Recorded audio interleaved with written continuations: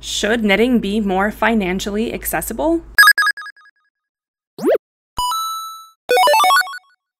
Hello everyone and welcome back to the Gamer Crafting Podcast, episode 50. I want to say that I recorded this entire thing and then realized I hadn't pressed record, so this is take 2, and you're all welcome. Over the past week or so, there's been a veritable mountain of discourse surrounding financial accessibility and inclusion in knitting patterns, and specifically indie-designed knitting patterns. There's been so much discourse and so many subtweets, and I'm guilty there too, that many people don't even know where all of this started from, and I'm about to tell you. On July 14th, Instagram user Yelly Knits posted a photo of the newly released Andrea Mowry pattern called the Spark Cardigan. She highlighted some frustrations with the fact that the only yarn recommended, Spin Cycle Dream State, is financially prohibitive to, let's be honest here, most knitters, most of us. The small size would cost you $282. The largest size, which is a 60-inch bust, would cost you $470. Yelly Knits went on to suggest some potential improvements to this, such as additional yarn suggestions in the pattern, samples made in different budget-friendly yarns, and overall for indie pattern designers to consider the cost of the project before publishing their pattern. And then everything went completely haywire.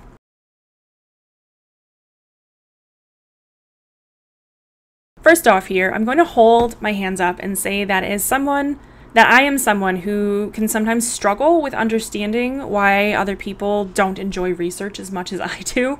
They wouldn't enjoy yarn subbing. They wouldn't know where to begin. It's true. I was, the nerdy kid in school who would remind the teacher to assign us an essay, and no, I wasn't popular. Why do you ask? Many of the initial responses to the post included some version of just Google it or check Ravelry. That's what I do, and to be honest, I am a little bit guilty there in my initial reactions to the post.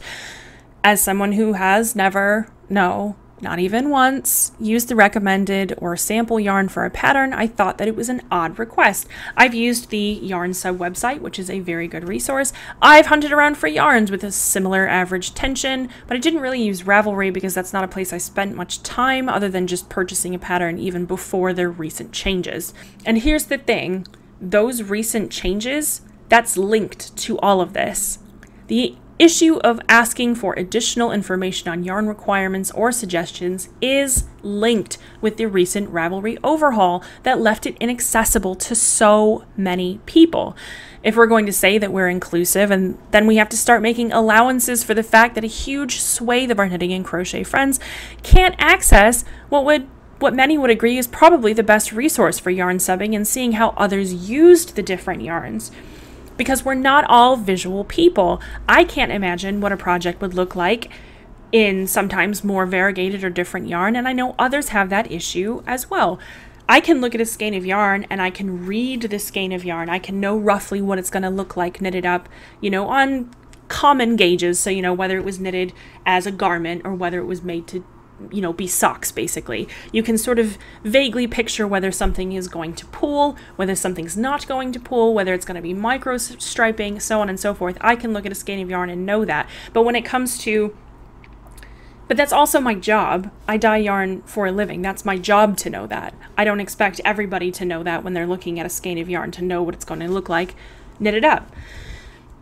But even so, even though that is my job, I struggle to envision what something would look like if you're talking about a variegated yarn being used in a color work or a mosaic like sort of slip stitch pattern.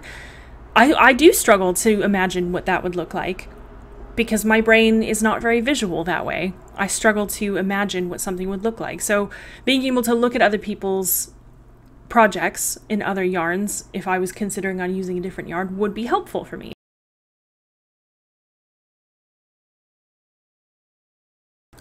In my humble indie dyer opinion, and who knows how much that is really worth, defensiveness is a huge problem in our wider society. It shuts people off from listening to alternative ideas and experiences, and it's not very productive in discussions of accessibility and inclusion. We see it on basically every social media platform there is out there, that two people have diametrically opposed ideas, or somebody says something like, oh, well, your demographic of people are always like XYZ, and the defensiveness just immediately comes in, and then it's just two people screaming into the void. And 99,999 times out of 100,000 times, it's not going to do anything. You're just going to have two people yelling at each other. Maybe one might sneak through, but that's not exactly a very favorable statistic. I have to hold my hands up here again. I also got defensive at the original post, and kind of here's why. When discussions of financial inclusion are opened up, things tend to start to get twisted even right away. People see $470 for a sweater kit and they get frustrated, they get shocked, they're outraged. Because, I mean, who among us has $470 to spend to make one sweater? Nobody I know, that is for sure. It's an easy way for people to get riled up about the cost because it's prohibitive to all but the very financially secure, bar some exceptions like it was a lifetime treat, once in a lifetime treat, or it was a gift. Historically, people as a whole on the internet, including me, suck at nuance. We suck at nuance. I and several other dyers made some vague comments on the discussion, either publicly or privately. And while you may not have seen public posts made on the topic, I can assure you that many of us received emails or private DMs or comments on Facebook posts to the tune of indie dyed yarn costs too much money, or it should be offered on a sliding scale to make it more affordable. And these comments and emails and DMs, they aren't uncommon. They become more common when discussions of financial accessibility come up. And I'm not saying that we shouldn't talk about financial accessibility because I get mean emails, because that's ridiculous and I would never suggest that. But what I am saying is that they're not uncommon, and every indie dyer I know has dealt with at least a few snitty comments about the cost of their independently dyed or produced yarn at some point within their business. I received a message from one such concerned bystander that I was part of the ruling elite who was stealing labor to grow my business. Okay, yeah, that's probably going to make me feel a little bit defensive. Yeah.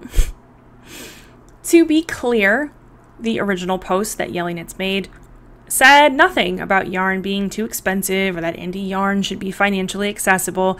And in fact, she clarified in a later post that that's emphatically not what she meant, and that she also wasn't advocating for pattern designers to charge less for patterns or offer them for free. But we're only at the tip of the iceberg here, folks, so let's buckle in.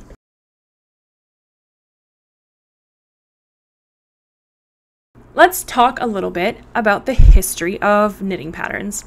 So the website vintageknittingpatternarchive.com is a really cool source to check out public domain vintage knitting patterns to see how things were written up, or to just make yourself something cool from the 40s. This pattern for a cardigan from the 1940s is pretty standard. A certain amount of balls of Peyton's wool, needles, buttons, a stitch glossary. There's no thoughtful additions about different cast-ons or cast-offs to improve fit, or links to tutorials for tricky stitch patterns. There's no email address, obviously, to contact someone to ask questions or for advice.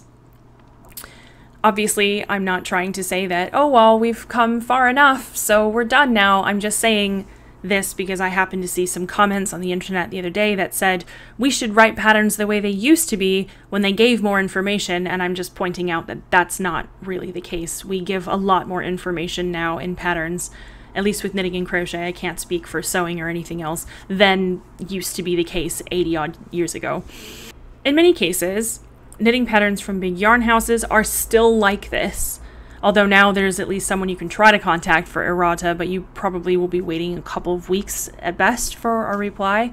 So we have our indie designers, most of whom don't design full-time as a career, and that's important if we're discussing financial inclusion, who are at least in some way expected to have an error-free, tech-edited, test-knitted, professionally photographed pattern with tutorials for anything non-standard, close-ups of the pattern in progress, and a way to contact them if something seems off. Most designers will get back to you in a few days, whereas with a big pattern house, it's unlikely you'll ever make direct contact with that designer at all. With that said, please be nice to your pattern designers. They don't get paid enough to deal with abusive emails, even if you're like super frustrated. Even if there is actually an error in the pattern, it's definitely not there on purpose to make your day worse. It's just an accident. It's just an oversight. So frankly, these underpaid indie designers, they see messages and Instagram posts from people asking them to have additional samples made up and photographed with each pattern, and most of them have looked at their overheads and been like, well, that's just not financially feasible. Even if an indie pattern designer says, well, I can't make another sample because I don't have the time, I don't make things fast enough, whatever the case is, even if it's an issue where they're encouraging their test knitters to use a budget-friendly yarn, who's going to be taking the pictures to then share? Because not everybody has the photography skills to know how to take a picture that's going to give people the information that they're wanting from this additional sample. For example, you'd want to see close-ups of the texture. What does the texture look like if it's, if it's color work or a different stitch pattern? What does the drape look like from close up or from far away? So if we're not asking our test knitters to do that, which we probably wouldn't, then the test knitters are probably going to be shipping that sample to the pattern designer. So then the designer's covering shipping, which international shipping can be quite expensive. And then we also have the issue of insurance. What happens if something happens to the pattern en route? What if a truck backs over it? What if some weird, mysterious liquid gets poured all over it and now that sample is ruined? How is the designer then going to compensate the test knitter for the loss of this sample that they spent all of these hours making? These are just some other things that have come up I've seen in discussions, things that would have to be decided on and discussed, and because that's just the reality of the world that we live in. You can't just assume that things are going to get to where they're supposed to go on time and unscathed.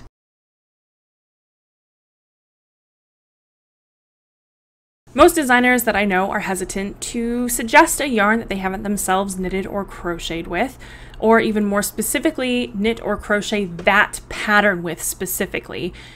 A blog post from Rachel Nguyen talks about all the different things that can affect a yarn substitution, with the final answer of, and if you're asking me about what yarn to use for your project, I'm just going to tell you that it depends. I will link that blog post down below for you to have a read of if you're interested. Some will look at that quote and they will think, well, I don't know, that's your job to suggest yarn in a pattern. And that is correct, that is true, but there's a lot of other factors at play. For example, almost all of the suggested yarn sub-brands I've seen mentioned on Instagram and on Twitter threads are American brands. Not all brands are internationally available, and if they are, maybe they're only available to purchase from a large corporate entity with enough venture capital funding to slurp up loads of previously independently owned brands, but not enough to pay their workers fairly. Rachel goes into the ethical debate a bit more in her blog post that I previously mentioned. The other fact of the matter is that in many countries, import cost is about to make that affordable choice very unaffordable. In the United States, the import threshold before you have to pay taxes on it is $800. In the UK, that threshold is just £15, 15, before you get smacked with having to pay tax and a handling fee, and that's not even considering the frankly monumental cost of shipping internationally. Many of the smaller, more wallet-friendly brands have unfortunately and very sadly gone extinct in recent years. Artisano was a favorite of many people over here, but they are no more, probably put out of business by larger, more aggressive companies that have a much bigger budget for advertising. It's just how business works, and it's unfortunate, but there's not really a whole lot that we can do about it other than lifting up brands that we like and mentioning them. So we're asking independent designers to provide additional suggestions for yarns to be used in their patterns and also have knitted or crocheted samples, and that's kind of where I and some other people start to get a little bit confused. Because it's definitely not too much to ask for a pattern to include the weight, the amount, any special markers of the yarn that makes the pattern what it is. For example, mentioning that a feature yarn isn't superwash so that the color work will blend better, or that it's a chainette structure yarn with lots of stretch, or that variegated yarns wouldn't work well, or what have you. In my experience, one designer that does this incredibly well is Woolly Wormhead, who mentions in her patterns whether a variegated or a semi-solid would be a better choice to show off the finished product. And that is helpful. People like that. Nobody, at least I hope nobody, is advocating against that. Information like that will help anyone choose a substitute yarn brand. Of course it would. As a side note, I've seen a lot of people saying that they would like exact yardage in patterns, which is something that I'll admit that I like having the exact yardage of. But exact yardage can be impacted by a lot of factors. So if a designer is weighing a partial skein to determine how much yardage they used of the partial skein and how much is left, that can be heavily affected. Those calculations can be affected by things like humidity and how much moisture the yarn is holding. If somebody lives in a humid place like Florida or certain parts of other places that are very humid, you're going to have a very different reading than somebody who lives in an arid climate. As such, many designers tend to try and like factor in any potential, overages or underages, because nobody wants you to run out of yarn mid-project. It's the kind of stuff that keeps a lot of designers up at night, and it's why a lot of them are nervous about putting in an exact yardage, because yarn chicken is win or lose, and nobody wants to lose. Designers especially don't want you to lose and then be upset that their yardage requirement didn't work for you. It's also not too much to ask that designers encourage their testers to use whatever yarn they want, especially budget-friendly options, to have those projects to show people if they ask, or to feature alongside the original sample on Instagram. I've personally never seen a testing call where people were straight up required to only use their recommended yarn, but they do exist. They do happen. That is a reality that occurs within the yarn community.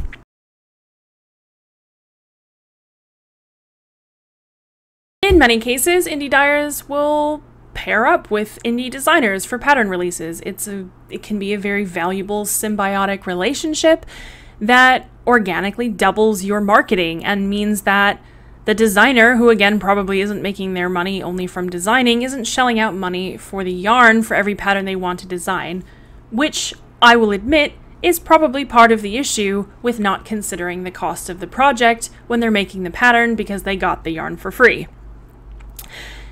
In some cases, the yarn dyer isn't just providing yarn support, though. Sometimes they're signing a literal contract with the designer that stipulates they will pay the designer for the design, essentially sponsoring it without exclusivity, and they will also provide the yarn support to the pattern designer and yarn support for their testers, or at least offer it at a significant discount, and offer kits that will be discounted on launch. It happens.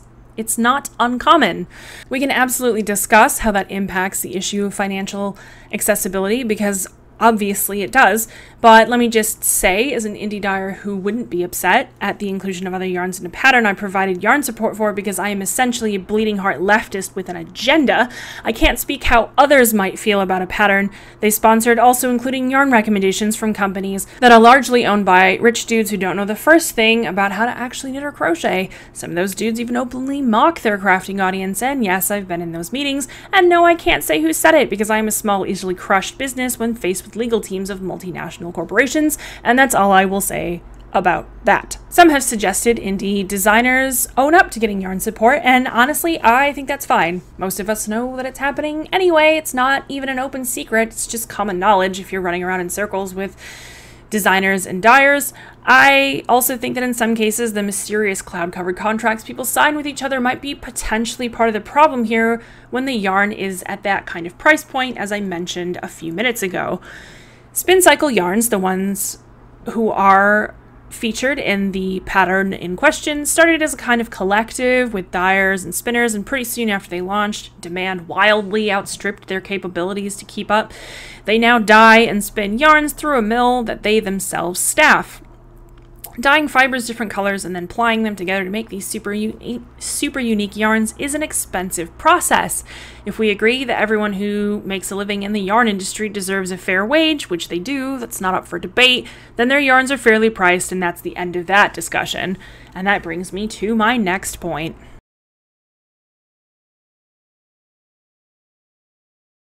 Well, I'm not a monolith, nor am I the spokesperson for the imaginary indie dyer association of loudmouth feminists. I am but one person, but here is my super hot take. People are starting to snap back at an industry that has for a long time now prioritized a very specific, rich, white woman ideal that is out of reach to almost everyone.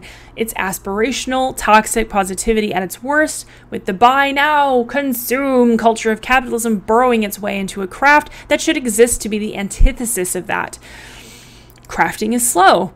We all talk about how it's mindful and relaxing and a source of calm, and then immediately get stressed out on Instagram because everyone's knitting or crocheting faster than you, making the newest popular pattern in 7 skeins of indie dye and yarn, showing off huge yarn hauls on podcasts, looking at the hot right now list on Ravelry and seeing 50 thin white women modeling their own garments.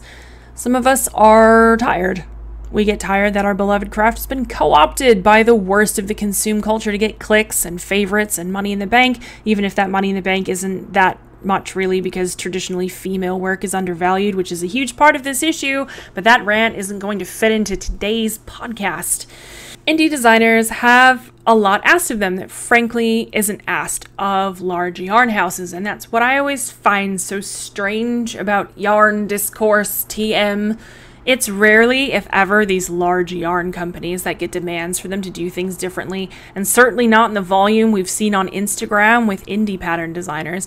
And it would seem to me that if we really want to make knitting more inclusive, we'd be asking questions of these larger businesses, but we don't. It's almost as though there's this like weird undercurrent of understanding that larger business means more employees to pay, and thus they get exempt from this, even though they supply most local yarn stores across the world. I don't know.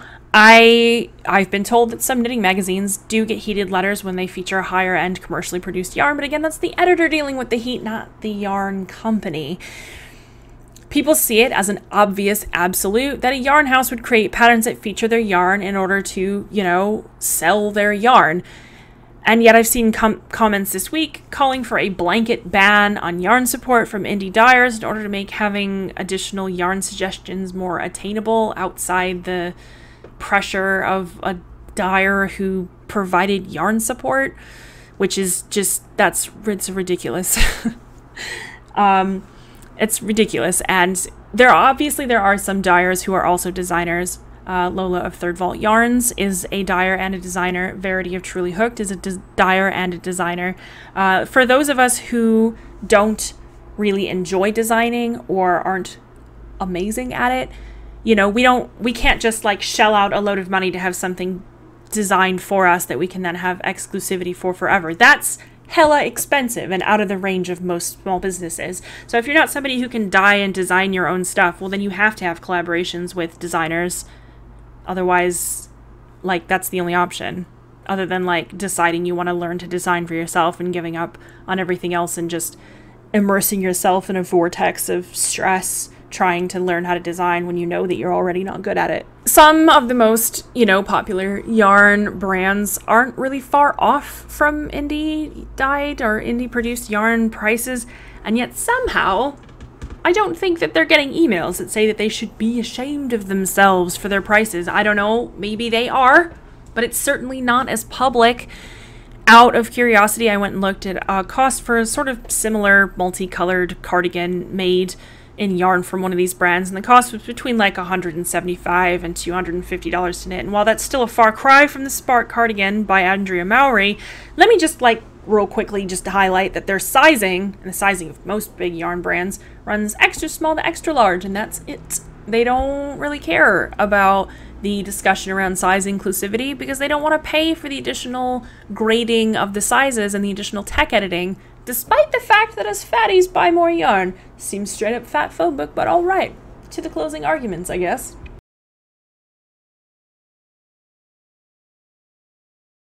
I've seen a hell of a lot of discourse about the knitting community, and a tweet from Carrie Westerman, which was echoed on her Instagram, is, I think, a very salient point. There is no monolith. As she says, there's pockets and circles, some of which we feel more comfortable in than others. I feel more comfortable in yarn circles that have, you know, like a load of nerdy, bookish, video gaming queers running around with neon yarn. There are other people that would feel wildly uncomfortable in that scenario, and probably, you know, vice versa. Can we hold the entire knitting community to the same standards? Well, sure, we can try. But as previously stated, the bigger yarn brands haven't even heard the message on size inclusivity, whereas most indie designers have already started making changes where that's concerned.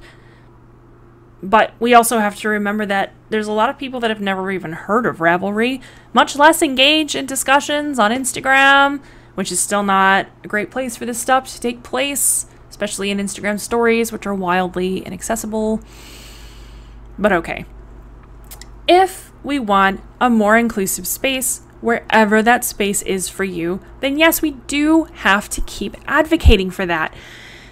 We all need to be better at nuance and intersectionality and understanding that one person feeling excluded from the yarn world because they don't know how to yarn sub and wouldn't know where to begin and live hours away from their nearest local yarn store and aren't a part of Ravelry because they have photosensitive migraines doesn't mean that most people are advocating for us indies to get paid less. Some will, but the overwhelming majority don't want that. They don't think that. I think that we can try to include people. I think that we can all try to do our best, what's best for us and our businesses, whatever that may look like, while trying our hardest to to remember that equity is a tangled web of intersections, of privilege and marginalities, and none of us are ever going to be perfect, but we should definitely strive to be better.